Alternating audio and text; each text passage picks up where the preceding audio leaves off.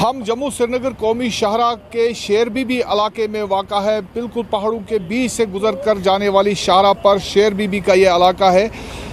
यहाँ से हम खबर पहाड़ों की का एक और शुमारा लेकर हम खिदमत में हाजिर हुए हैं। यहाँ जम्मू श्रीनगर शाहरा जब 4 लेन शाहरा बनने से पहले जब साबका शाहरा थी तो यहाँ पर ये शेर बीबी का मुकाम जो पानी का है, बहुत खूबसूरत चश्मा है, बहुत ठंडा पानी होता है यहाँ तो इसकी वजह से यहाँ पर एक बड़ी बस्ती बनी हुई थी। उन लोगों की जो टी स्टॉल वगैरह यहाँ पर चलाते थे और वहाँ पर मालपूड़ा ख़ास अहमियत यहाँ के मतलब जो बनाते हैं लोग मालपूड़ा जो मैदे वगैरह से बना जा मीठी रोटी होती है ये, तो इसकी बोटी जम्मू कश्मीर में बहुत मशहूर है। यहाँ पर बनती है और शैतान नाला में बनती थी, जो शैतान नाला बाईपास हो गया है नया टनल बनने की वजह से। तो शेर बीबी का भी मुकाम यहाँ पर लोग अपना कारोबार चला रहे हैं, लेकिन इनका जो 4 लेन शाहरा की वजह से इनके जो दुकानें पुरानी थी, जो अपनी ज़मीनों में लोग यहाँ पर रहते थे, उनको हटाया गया क्योंकि ये अब 4 लेन शाहरा की मिल्कियत बन गया है ये इलाका। तो इनको यहाँ अब छोटे छोटे उन्होंने जो खोखे टाइप बना के रखे हैं, वहाँ पर अपना ये रोज़गार चलाते हैं। लेकिन यहाँ अभी भी अट्रैक्शन है लोगों की। रोज़ाना सैकड़ों की तादाद में गाड़ियाँ रुकती हैं, लोग सैकड़ों की तादाद में यहाँ पर जो बनाए जाते हैं मालपूड़ा, तो उनको अपने साथ ले जाते हैं, बहुत पसंद करते हैं बच्चे लोग, खासकर ख़वातीन। पूरे जम्मू कश्मीर से यहाँ से जाता है ये मालपूड़ा। तो इस सिलसिले में हमारे साथ दुकानदार साहब एक खड़े हैं, तो उनसे थोड़ा बात करेंगे कि मालपूड़ा कैसे बनाया जाता है, इसमें क्या प्रिपरेशन होती है, कितने दिन में मतलब कितना वक्त लगता है इसको तैयार होने में। जी आपका नाम क्या है? मेरा नाम मोहम्मद हसन खान है जनाब। जी तो कैसे आप मालपूड़ा बनाते हैं, कैसे तैयार करते हैं? मालपूड़ा जनाब हम पहले चीनी गर्म करते हैं, चाशनी बनाते हैं। चाशनी बनाकर थोड़ा सा वो कोसा पानी होता है तो उसमें मैदा रलाते हैं, सूजी रलाते हैं, तो फिर फेंटते हैं उसको। फेंट कर तो जिस वक्त पूड़े बनाने होंगे उस वक्त दूध थोड़ा सा कोसा करके तो उसमें डाला जाता है। दूध डालकर तो उसको फेंटा जाता है। फेंट कर फिर हम घी चढ़ाते हैं, यहाँ रिफाइन चढ़ाते हैं कढ़ाई में, तो गर्म करके वो पूड़ा निकालते हैं हम। क्योंकि पूड़े के बगैर यहाँ पर और कोई मतलब सिंपल नहीं चलता है। पूड़ा यहाँ का जो है वो पूरा जम्मू कश्मीर में मशहूर है। पूरे घर ले जाते हैं, यहाँ पर खाते हैं, तो पूरे मट्ठी यहाँ की मशहूर है। वो जो यहाँ पर ये चश्मा है, पानी है, ये जनाब पूरा इंडिया में मशहूर है। ताकि यहाँ से कई ऐसे हैं जो यहाँ से 40-40 लीटर भर के पानी दिल्ली ले जाते हैं और कई बीमार इस पानी से ठीक हो गए। ये पानी मशहूर है यहाँ पर। चाय और पूड़े मशहूर है। हमें हो गए कम से कम 40-50 साल जनाब यहाँ पर हम दुकान कर रहे हैं। पहले हमें दुकानें जब 4 आए तो वो दुकानें उठाई गई, उन्होंने कागज़ बनाए, कहने लगे आपको क्या मुलाजमत इसमें चाहिए कि दुकानें। हमने कहा तो उनसे हमें दुकानें ही चाहिए जनाब। बाद में वो दुकानें गिरा करना हमें दुकानें ही रुको।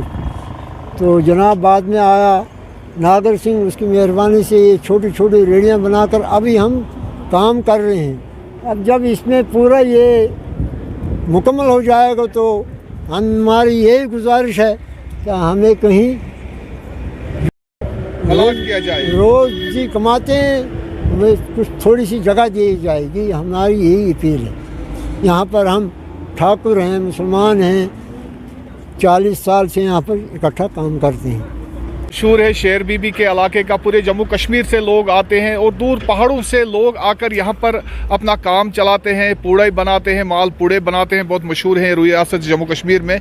इन दूर दराज के इलाकों से यहाँ दुकान चलाने वाले इस भाई से पूछेंगे कि कैसे मालपूड़ा तैयार किया जाता है, तो कितने बिकते हैं, क्या है इस तरह काम का क्या औसत है यहाँ पर? सर यहाँ पे झरने का पानी है, इसकी वजह से थोड़ी ज़्यादा रुकती है टूरिस्ट वगैरह अपने गाड़ी वाले, तो हमारी रोजी रोटी चलती है। मालपूड़ा तैयार होता है सर, इसमें मैदा लाना पड़ता है, उसमें चीनी लानी पड़ती है, उसको तैयार करके फिर उसके बाद तेल में डालो, तैयार हो जाता है अपने आप। फिर उसको निकाल के बाहर बेचते हैं हम।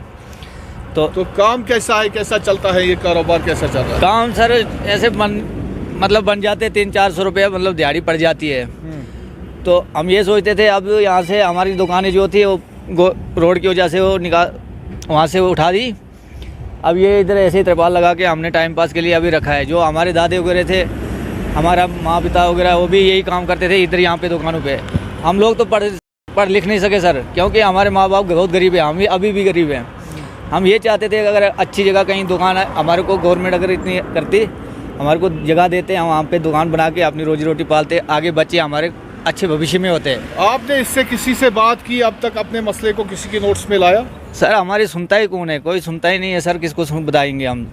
वहाँ से निकाल दिया, फिर यहाँ पे आ गए हैं। अब इधर से अगर उठाएंगे फिर कहाँ जाएंगे सर, फिर भूखे बच्चे मरेंगे, खुद भी मरेंगे, गरीब लोग हैं हम, क्या करेंगे, दिहाड़ी की काबिल भी नहीं है। ये तो दुकान सर हमारे दादा चलाता था पहले से, फिर उसके बाद हमारे जो पिताजी था वही चला रहा था। आगे फिर हम लोग भी अनपढ़े रह गए तो हम भी इसी दुकान पे आ गए हैं। इधर ही हम भी बस यही मतलब ठेला लगा के टाइम पास करते हैं, दिहाड़ी फाड़ी लगाते हैं। गुजारिश की थी, भीख भी मांगी थी कि इस चश्मे की तरफ ध्यान दिया जाए, और साथ में जो यहाँ दुकानदार है जिनके पास कोई जगह नहीं है रोड पे बैठने की, तो इनको एडमिनिस्ट्रेशन ने कई बार ये बोला था कि ये दुकानें हटा लो। फिर शायद हमने डीसी साहब से और एसडीएम साहब से गुजारिश की थी, तो उन्होंने ये दुकानें अभी बैठने की उनको परमिशन दी है। आखिर तो रोड तो बननी है, इन दुकानों को तो यहाँ से हटाना है। तो इनके लिए क्या किया जाए? तो हम यही अपने एडमिनिस्ट्रेशन से, खासकर डीसी साहब से हमें उम्मीद है, जैसे हमारे डीसी साहब है यहाँ पे तो तुरंत एक्शन करते हैं, तो मैं उसको माध्यम से भीख ही मांगता हूँ इन मजलूमों के लिए, इन गरीबों के लिए। इनका कोई भी सहारा नहीं है इस दुकानों के अलावा। तो मैं एडमिनिस्ट्रेशन से ये गुजारिश करता हूँ, पुरजोर अपील करता हूँ कि इनको किसी सरकारी जगह पे बिठाया जाए, इनको प्लान किया जाए, एनएचआई को गाइडलाइन दिया जाए, ताकि जो सरकारी एरिया का है और जो एनएचआई का एरिया कुछ बचता है उसमें प्लान करके इन दुकानों को अगर वहाँ शिफ्ट किया जाए तो एक बहुत बड़ा काम होगा, खासकर डीसी साहब के लिए मुबारकबादी का काम होगा, और यहाँ की एडमिनिस्ट्रेशन के लिए, खासकर एनएचआई के लिए भी हम गुजारिश कर रहे हैं कि यहाँ का जो यूथ है ये बेरोज़गार है, पढ़े लिखे हैं, इंजीनियर हैं, और इनको इन प्रोजेक्टों में जगह दी जाए। और मैं आपके माध्यम से फिर एनएचआई को अपील करता हूँ और डीसी साहब को गुजारिश करता हूँ कि इन दुकानदारों की तरफ तवज्जो दिया जाए।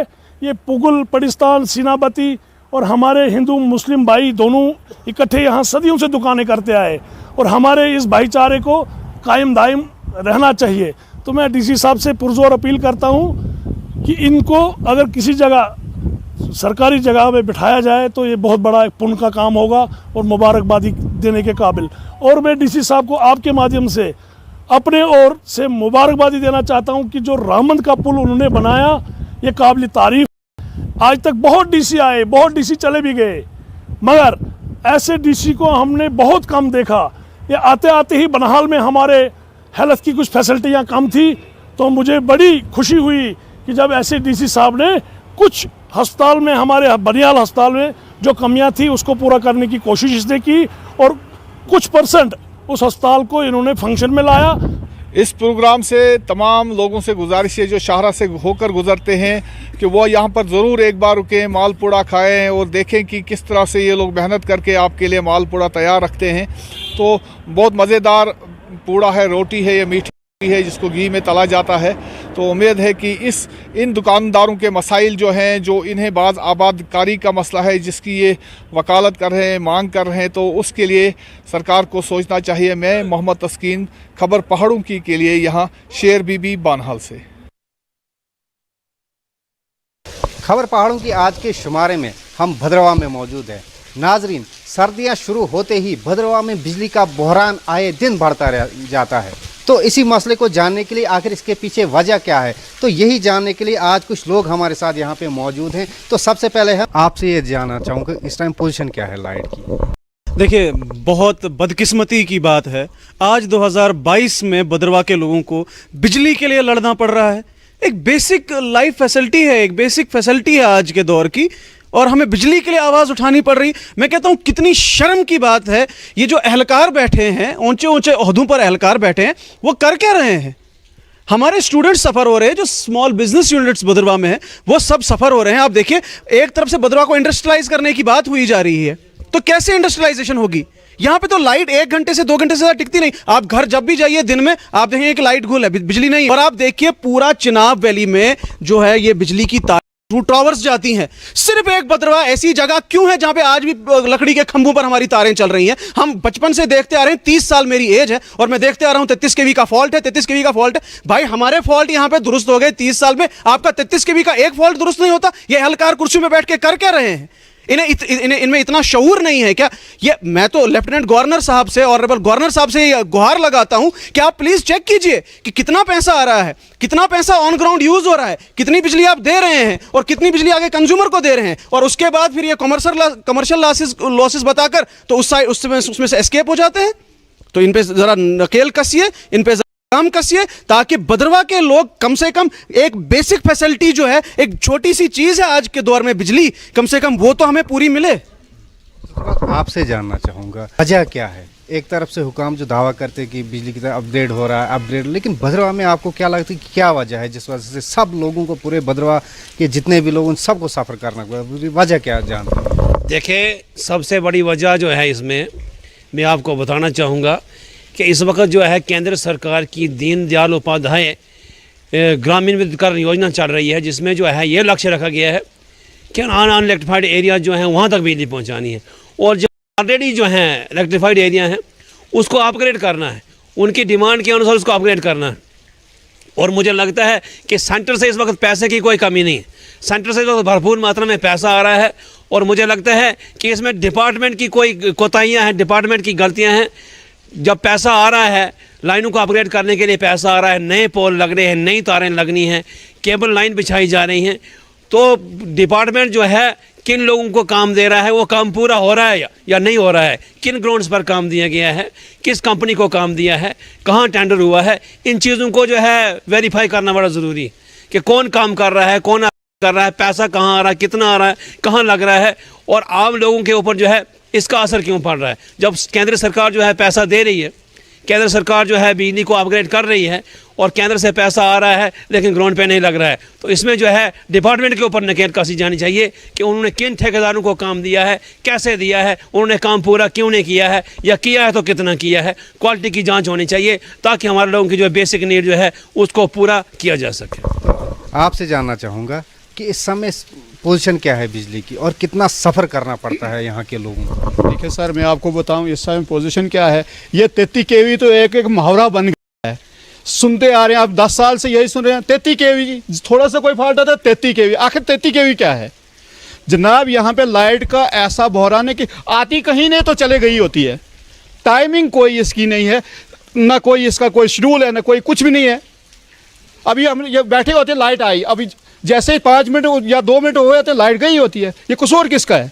इस वक्त गवर्नमेंट है, अगर गवर्नमेंट उनको पैसा दे रही है, उनको पूछ क्यों नहीं रही है? अरे तुम लोगों ने काम किसको दिया है? क्या यहाँ का जेई काम कर रहा है? ठेकेदार कहाँ है? जिन ठेकेदारों ने टेंडर लिए हैं, तो ये गवर्नमेंट का काम है कि गवर्नमेंट पूछे इनसे कि अगर हमने टेंडर दिए हैं तो काम कितना हो रहा है। लोग सफ़र कर रहे हैं।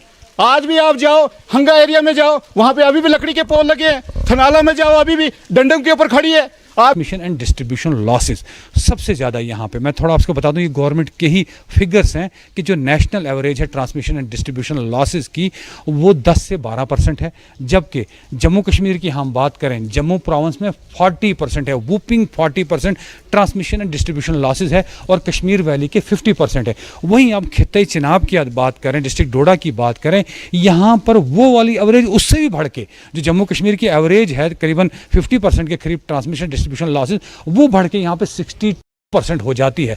उसके लिए जिम्मेवार कौन?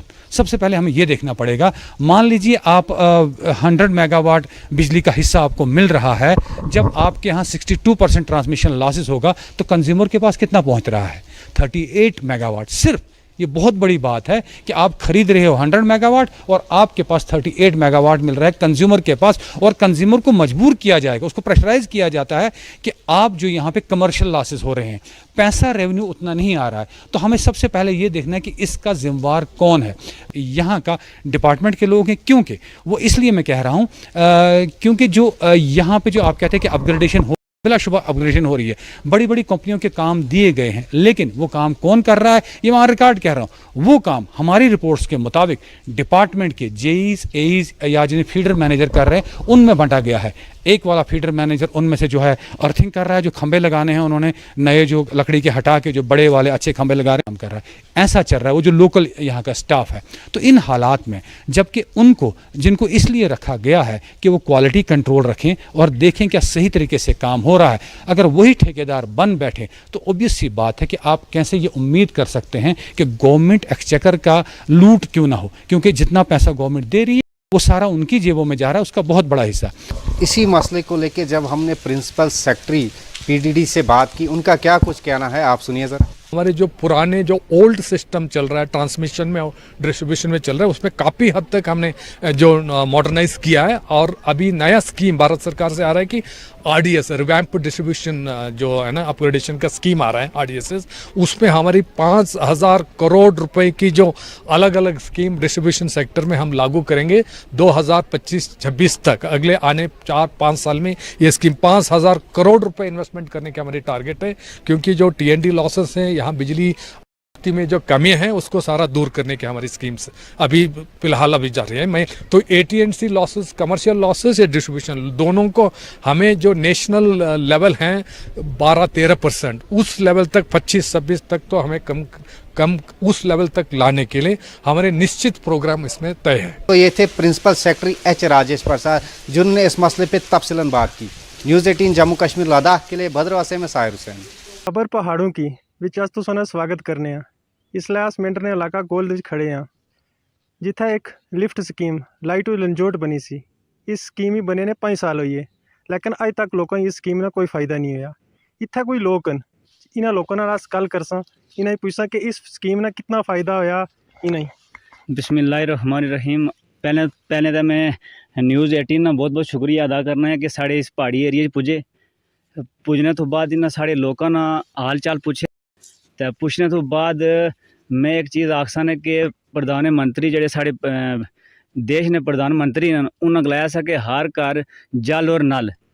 तो मैं इस पूरी गल करसा साढ़े प्रधानमंत्री ने तो ऐलान किया, उन्होंने वास्ते तो मुबारक है, लेकिन मैं एक गुजारिश करसा कि साड़ी जी लाइट लंजोड़ जी स्कीम है लिफ्ट स्कीम, ये अरसा 2015 च कंप्लीट हुई। कंप्लीट होने तो बाद कंप्लीट तो हुई लेकिन नल तो लगी है, लेकिन इसने अंदर से जल नहीं देखे। सब तो बड़ी गल यही है, मैं गुजारिश कर सकना कि इसने अंदर जल भी होना चाहिए, अगर नल लगे तो जल भी होना चाहिए। और दुआ ये चीज़ कर सा कि जेडे सरकारी मुलाजमीन मैं उन्हें आखसा कि अस तो कुछ ने मुलाजम ने खिलाफ नहीं है। अस आखने यार अगर 4 करोड़ रुपया इस साड़ी स्कीम पर लगा या 5 लगा या 6 लगा, जितना भी लगा एग्जैक्टली मी पूरा पता नहीं है कि कदम लगा। बहरहाल अस आखने अगर 4-5 करोड़ रुपया साड़ी आवाम वास्ते खर्च होया, पहाड़ी एरिया वास्ते खर्च होया, लेकिन उसका फ़ायदा आवाम ही होना चाहिए। लेकिन अज साड़ियाँ मावां भैनां जड़ियां ने बड़े बड़े दूर दूर जानियां ने चश्मे पर, अगर खुदा ने खास्ता है ये पूरे कुदरती जो चश्मे ने बंद हो जान तो इन स्कीमां दा असें कोई फ़ायदा नहीं है। नाज़म साहब मैं तुसें बार बार आखना है कि इन स्कीमां दा असें कोई फ़ायदा नहीं। इस तो उपर अग्गै चले जाओ, अग्गै इस तो उपर सामने जड़ा है साढ़ा नाबनी टारियां उस ट्रेलां, ये सारे लोग जेह्ड़े ने सफ़र होने, जरूरी नहीं कि ये एरिया सफ़र है सर, सारे ग्रां जेह्ड़े ने इस लिफ्ट स्कीम नाल तो फ़ायदा चुकनी है, लेकिन सारे ग्रां सफ़र न। अब सरकार के अस इस चीज़ आखने हैं, और बिलखसूस जेह्ड़े साढ़े मेंबर ने SDM साहब न बड़े होनहार, और मैं सुनिया इन्होंने बारे कि जेह्ड़े आर्डर को पास करने न उस पर गवर्नर साहब भी ठप्पा लाई छोड़ने ने, ऐसे आर्डर पास करने। तो मैं इन्हें अगर गुजारिश करसा कि इन लोगों वास्ते स्पैशल ये दौरा करन इस पंचायत पर, और स्पैशल जी स्कीम है सर ये अरसा 5 साल तो बंद है। तो इसने पर गौर खोज करन के अगर 5 करोड़ रुपया लगा या 4 लगा, लेकिन अगर इसमें फ़ायदा कोई नहीं है तो सारे 4 करोड़ रुपया लाने ना कोई फ़ायदा नहीं है। अस SDM साहब भी गुजारिश करसा, तो उस तो बाद जी इस तो उपर डिस्ट्रिक्ट एडमिनिस्ट्रेशन है उन्हें अगर भी गुजारिश करसा कि साड़ी पहाड़ियां लोगों की गल सुनो भाई, अगर अवाम वास्ते पैसा आशना तो अवाम पर यूटिलाइज ना आया तो उसमें फ़ायदा कोई नहीं है। ग्राउंड पर अगर तुम बिल्डिंग बनाओ, स्कीमां लाओ, अगर फंक्शन नहीं करनी तो उसमें कोई फ़ायदा नहीं है। जड़ी चीज़ फंक्शन करसी उसना अवामी फ़ायदा होना। तो मैं इस पर अपनी गल जड़ा ख़त्म करना चाहना है। तो थोड़ा क्या मीडिया लगे रिक्वेस्ट ही करना कि और भी बड़े मसले न, अगर उन्होंने वास्ते भी अगर तुम आखसो तो मौका कड्डो, लोगों ने बड़े मसले न मसाइल न, उन्होंने वास्ते भी अगर तुस ग्रां भी चलसो डोर टू डोर जासो तो अस थोड़ा बड़ा हाथ बनी तो शुक्रिया अदा करसा, क्योंकि मीडिया एक ऐसा प्लेटफॉर्म है, सोशल मीडिया प्लेटफॉर्म है, उस पर हर गरीब जड़ा अपनी गल रखी सकना, क्योंकि अफसरां तक तो नहीं पुज सकना गरीब आदमी, लेकिन सोशल मीडिया एक ऐसा प्लेटफॉर्म है जिस पर हर गरीब हर मस्कीन जड़ा अपनी गल दसी सकना। तो लिहाजा मैं इस पर अपनी गल जो एग्जाम्पल कर रहा है। शुक्रिया, खुदा हाफिज़। ਸਾਡੇ ਨਾਲ ਕੁਝ ਹੋਰ ਵੀ ਲੋਕ ਨਾ ਸੁਣਨ ਨਾਲ ਵੀ ਗੱਲ ਕਰਸਾਂ। ਤੁਸੀਂ ਦੱਸੋ ਕਿ ਇਹ 5 ਸਾਲ ਤੋਂ ਬੰਦ ਹੈ ਤਾਂ ਤੁਸੀਂ 5 ਸਾਲ ਤੋਂ ਪਾਣੀ ਦਾ ਕੀ ਇੰਤਜ਼ਾਮ ਕਰਨੇ ਕਿੱਥੋਂ ਆਉਂਦੇ ਹੋ ਪਾਣੀ? सर 5 साल तो लगातार अस पानी जो गड्डियां च आने लगे हुए घरें ने, चश्मे जो ने उत्थों चुक्की सिरा पर ने, कुड़ियां बेचारियां सारियां बहुत परेशान न। असें तो बाकी इलाके डिवेलपमेंट है लेकिन असें तो कोई डिवेलपमेंट दिसनी कोई नहीं। इतना सबसे बड़ी परेशानी यही है कि पानी नहीं, लाइटें चीज़ें की मुश्किल है। इतना तो अज दिन तक आया बंदा, अस बिल्कुल सिटी के ना रहने बंदे 4 किलोमीटर दूर हैं लेकिन अस बहुत पीछे हैं सिटी को। असें इतना कोई फायदा है इस जल शैल लोड़े का, कोई पाइप लोड़े का फायदा नहीं हुआ। एक बार जमीनें खदाई हुई और बाकी दो ज़मीन तबाह हुई, बाकी पानी शानी कोई है नहीं था। लेकिन 2015 ये कंप्लीट हुआ। ਤੁਸੀਂ ਜਿਹੜੀ ਹੈ गवर्नर इंतजामिया को क्या अपील कर रहे हो? अस सर बस ये अपील कर रहे हैं कि जरा जल्दी से जल्दी जरा इसी बहाल किया जाए और पानी चलाया जाए। ये कोई बड़े पैसे नहीं इसी सर, खर्चा भी नहीं कोई 10-15 हज़ार 10-15 पाइप त्रुटियाँ थले, कोई ज़्यादा भी नहीं त्रुटियाँ, पूरी लोई नहीं खराब, लेकिन खाली बस वो 3 साल तो त्रुटियाँ हुई हैं, कोई नहीं आया बिल्कुल। ਸਾਡੇ ਨਾਲ ਕੁਝ ਹੋਰ ਵੀ ਲੋਕ ਨਾ ਸੁਣਨ ਨਾਲ ਵੀ ਗੱਲ ਕਰਸਾਂ। ਤੁਸੀਂ ਇਹ ਗੱਲ ਦੱਸੋ ਕਿ ਕਿੰਨੀ ਇੱਕ ਆਬਾਦੀ ਹੈ ਜਿਹੜੀ ਇਸ ਟੈਂਕਰ ਜਿਹੜੀ ਅਗਰ ਲਿਫਟ ਸਕੀਮ ਚੱਲੇ ਤਾਂ ਉਸ ਆਬਾਦੀ ਇਸ ਨਾਲ ਫਾਇਦਾ ਹੋ ਸਕਣਾ? सर इसी से 3 पंचायतन अपनी गोई लंजोट गोई वाली, गुल चौकी वाली और सुई वाली 3 पंचायत सर इसमें कम से कम 7-8 हज़ार तो वोट तो आई है। क्योंकि सुना कहना है कि अगर एक स्कीम चला तो 8,000 बंदे सर फायदा है।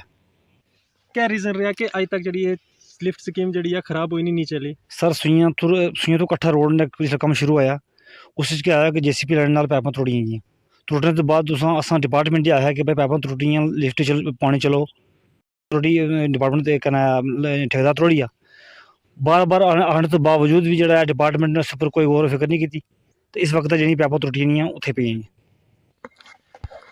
तुसां इन्हां लोकां दीयां गल्लां सुनियां, इन्हां लोकां दा एह् आखना है कि साढ़े घर नल दा लगी है लेकिन जल नहीं अछना।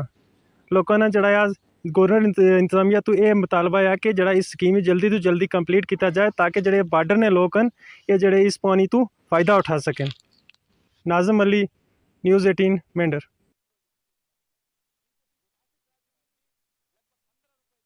खबर पाने लिए अस अज पुंछ डाक बंगला पुजे हाँ, जिथे पहाड़ी कबीले ने जो नौजवान अज उन्हें एक रोज़ा जी अपनी कन्वेंशन की और जोड़ा सरकार की तरफों पहाड़ी कबीले की जो ST स्टेटस देने की तैयारी की गई है उसके लिए तो अज लगातार पहाड़ियाँ भी जोश और पहाड़ी लगातार आज दिन कोई ना कोई प्रोग्राम करें और अज भी इतने पहाड़ियाँ प्रोग्राम से और पहाड़ी जो नौजवान हैं खासकर वो काफ़ी खुश हैं कि उन्हें इसमें काफ़ी फ़ायदा होने वाला है। और नौजवानों ने आना है कि अस चाहते हैं कि जल्दी जल्दी पहाड़ियों की जो है वो स्टेटस मिला है। और अज अस पहाड़ी नौजवानों गल कर सकते कि उन्होंने आज ना प्रोग्राम कैसी और वो अगे किस तरीके की तैयारी कर रहे हैं और क्या चाह रहे हैं और उन्होंने क्या क्या उम्मीद हैं इसके लिए तय।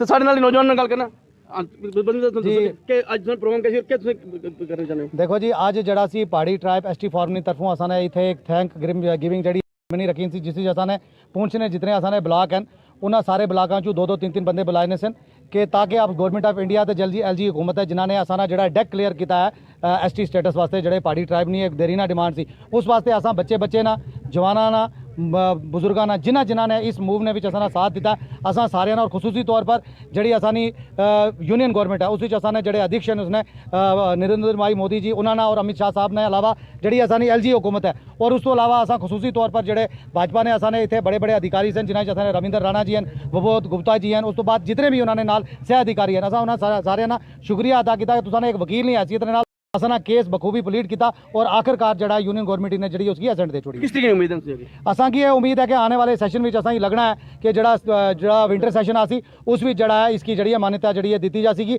और वो बिल जड़ा पास हो जा सीगा। साढ़े नाल इतने एक और उन्होंने गल करेंगे उन्होंने काफ़ी साल जी है इस जद्दोजहद की और किस तरीके की उम्मीद है और इसमें क्या फ़ायदा होने वाला है दसो?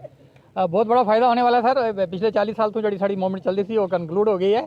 ट्राइबल अफेयर डिपार्टमेंट ने जोड़ा अपने ऑफिस तो साड़ा आर्डर निकल गया है। इसका कैबिनेट ने अप्रूवल होना, कैबिनेट ने अप्रूवल तो बाद पार्लीमेंट ही जाएगा, पार्लीमेंट ही दोनों उसमें जी BJP की फुल मेजॉरिटी है उतों पास हो जाएगा। उसके बाद प्रेजिडेंट की असेंट तो बाद जो ऑर्डीनेंस इशू हो जाएगा ये सारी नोटिफिकेशन इशू होएगी और नोटिफिकेशन इशू बाद जो है साढ़े इंप्लीमेंट हो जाएगा शेड्यूल ट्राइब स्टेटस। असा लोगों की पूरी उम्मीद है और ऑलमोस्ट 99% जो साड़ा मसला हल हो चुका है और आज बड़ी खुशी का मकाम सी के सारे जितने भी ब्लॉक हैं पूछते सारे लोग पहाड़ी लोग जो इतने आए सन और इतने अज असाने सेंटर गवर्नमेंट का सब तो पहले साढ़े हिंदुस्तान के प्राइम मिनिस्टर जोड़े नरेंद्र भाई मोदी ने उन्होंने शुक्रिया अदा किया और सारे मिलकर साढ़े एक नौजवान वकील उन्होंने जान सके इसमें क्या फायदा होने वाला क्योंकि जो लगातार तुम प्रोग्राम कर रहे हैं देखो जड़ा ऐतिहासिक फैसला जी मरकजी सरकार आने वाले दिनों च लिया सी उसने बारे असा एक शुक्रिया अदा का प्रोग्राम एक सिलसिला जो नौजवानों में खुशी की लहर है ਇਹ ਪ੍ਰੋਗਰਾਮ ਜਿਹੜਾ ਪੁੰਛ ਤੋਂ ਸ਼ੁਰੂ ਕੀਤਾ। ਇਹ ਪ੍ਰੋਗਰਾਮ ਪੰਚਾਇਤ ਤੋਂ ਪੰਚਾਇਤ ਜਾਏਗਾ, ਉਸ ਤੋਂ ਬਾਅਦ ਬਲਾਕ ਲੈਵਲ ਤੇ ਜਾਏਗਾ, ਉਸ ਤੋਂ ਬਾਅਦ ਕੌਂਸਟੀਟਿਊਂਸੀ ਲੈਵਲ ਤੇ ਜਾਏਗਾ।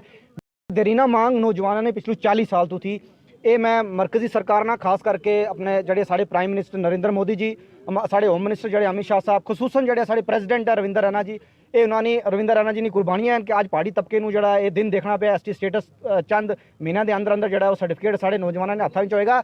ਮੈਂ ਆਪਣੀ ਤਰਫੋਂ ਆਪਣੇ ਨੌਜਵਾਨਾਂ ਦੀ ਤਰਫੋਂ मरकजी सरकार का बहुत बहुत शुक्रिया अदा करना चाहना। आने वाले दिनों अगर ऐलान जल्द तो जल्द किया जाएगा, वो असा पहले आख्या कि एहसान का बदला जो पहाड़ी कबीले नौजवान एहसान का बदला जो एहसान दे चुकांगे। साढ़े एक और नौजवानों ने गल करना संजीव जी, दसो कि किस तरीके फायदा होना, क्या तुम उम्मीद है आगे क्या प्रोग्राम आने वाले? देखो जी, सब तो पहले कि जिस तरह मेरे और साथी क्या कि तकरीबन ये प्रोसैस जी है फाइनल स्टेज है, और असें पूरी उम्मीद है कि जो आने वाला विंटर सैशन पार्लियामेंट है नवंबर महीने शुरू होने जा रहा है, तो उसी च ये बिल जो पास हो जाएगा और जो पहाड़ी कबीला आसन है जम्मू कश्मीर के अंदर उन्होंने जो ST स्टेटस जो है वो मिल जाएगा। तो जी गल आने वाले प्रोग्राम हैं ठीक इस 10 तरीक इस महीने 10 तरीक तो एक जिसी अस विजय रैली कहो या विजय यात्रा कहो, वो अस एक रजौरी डिस्ट्रिक्ट के अंदर बुद्धल इलाके तो जो शुरू करने जा रहे हैं, और वो जी यात्रा वो पूरे जड़े ने दोनों डिस्ट्रिक्ट जी है वो हर पंचायत हर ग्रां जाएगी और लोगों नाल जड़ा वो कोऑर्डिनेशन बनाएगी, और साथ साथ शुक्रिया अदा करेगी गवर्नमेंट ऑफ इंडिया के जड़े असली पहाड़ी कौम सी जी दबी कुचली बहुत बुरी हालात है असनी कौम नहीं, तो उस चंद परिवार अगर पीछे कर छोड़ो तो बाकी असनी जी पहाड़ी कौम है जी अज भी जी है वो जो पॉवर्टी लाइन तो थले ही रह रही है, उन्हें की 2 वक्त की रोटी भी जी है वो सही तरीके नहीं मिल रही है। तो अस शुक्रिया अदा करेंगे गवर्नमेंट ऑफ इंडिया ने कि उन्हें ये सारे जोड़े पहलू ध्यान ही रखते हुए असा की जो ST स्टेटस ग्रांट किया है, क्योंकि तुम सारे जानते हो कि अगर असा ने बच्चे की ST स्टेटस या असा नहीं पहाड़ी कबीले ST स्टेटस मिल जाना, तो जितने भी शेड्यूल ट्राइब ने जड़ियाँ फायदे हैं जोड़े बेशक को स्टूडेंट होवन चाहे किसी भी कैटेगरी चोन वो उसमें फायदा मिलेगा, और उस नाल असीं जिहड़ी है जिहड़ी साडी कम्यूनिटी है जरूर जिहड़ी है